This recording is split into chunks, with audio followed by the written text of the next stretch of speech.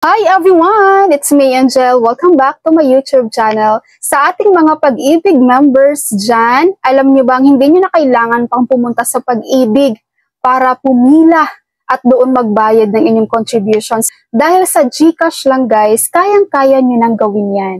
Yes, hindi na masayang yung oras nyo sa pila, hindi kayo mapagod, hindi masayang yung pamasahe. So ngayon guys, tuturuan ko kayo kung paano nga ba magbayad ng ating contributions sa pag-ibig, no? Regular savings man yan or MP2. Pero bago yan, sa mga gusto pong kumuha ng pag-ibig number, hindi nyo na po kailangan pang pumunta mismo sa pag-ibig branch ha, para lang pumila at makakuha ng pag-ibig number. Dahil sa online pa lang po, pwede na po kayo makakuha ng inyong permanent pag-ibig number. Sa mga gusto pong makaalam kung paano makakuha ng pag-ibig number online, meron po akong separate video niyan guys, separate tutorial. Ilalagay ko po ang link ng video sa description. Okay, so paano magbayad ng ating contributions sa pag-ibig? So unahin natin guys si regular savings. Pinakauna mong gawin guys, mag-open ka ng iyong GCash. Pag na-open mo na, i-click mo tong bills, click government. Andito guys, sa search billers, i-type mo dito ang pag-ibig. So pag tinype mo na yung pag-ibig, itong pinakauna po, ito yung i-click mo, yung pag-ibig lang. And then mapunta ka na dito, no, amount. Dito sa amount guys, si GCash kasi, ang minimum na tinatanggap nila is 500. Kaya pag nagbabayad ako sa GCash, ang ginagawa ko lagi, 2 months, no? 2 months yung payment ko kasi nagbabayad ako guys for 400 per month eh. So, tinatype ko dito yung 800, that is for 2 months na siya.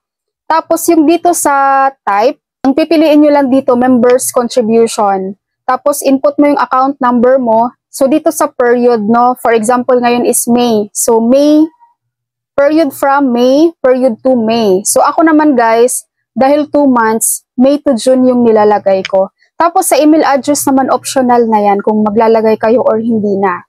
And then click mo lang yung next. Huwag mong i-click tong box ha, itong protect your bills. Kasi pag click nyo itong protect your bills guys, may additional na payment to. Okay, huwag nyong i-click yan, tapos i-next nyo na.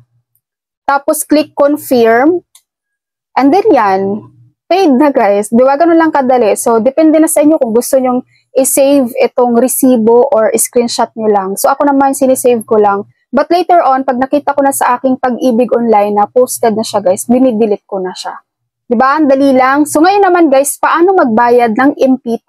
No? Ganun din, open ka ng GCash mo, click mo yung bills, click mo yung government, tapos dito sa search billers, i-search mo rin guys, i-type mo ang pag-ibig, tapos click mo tong pinakaunang pag-ibig, tapos ito na, i-input mo yung amount. Ako kasi guys, ang MP2 ko is 1,000 monthly. So, 1,000 yan. Tapos dito sa type, i-click mo tong modified pag-ibig to savings. Ito yung MP2 guys, ha. Again po, wag kalimutan guys ha, pag nagbayad kayo ng MP2, dito po sa type, ang iselect nyo po itong modified pag-ibig to savings. Okay, tapos input mo yung account number, tapos period covered, email address optional, tapos sa baba, i-click mo lang yung next, and then confirm. And then charan, so may resibo ka na sa MP2. So, ganun din yung ginagawa ko guys. Pag chinek ko yung pag-ibig online ko, kapag posted na yung MP2 ko, dinidelete ko na yung receipt. No? Ang bilis no. Sa mga walang GCash dyan guys, marami nang nag-GCash ngayon, di ba? Magkano lang ang bayad nito guys? Alam naman nila to kung paano magbayad, no? 10 piso lang ata to. So, okay na yun. Kaysa naman mamasahe ka ng napakamahal, tapos magbibilad ka pa sa araw, pipila ka ng napakahaba, di ba? So, mag-GCash payment ka na lang. Tapos, i-make sure mo na meron kang pag-ibig online para from time to time, namumonitor mo yung mga contributions mo. Alright, if you have questions with regards to pag-ibig, contributions, payment, just comment below, sagutin natin yan. Thank you so much for watching everyone. God bless you po.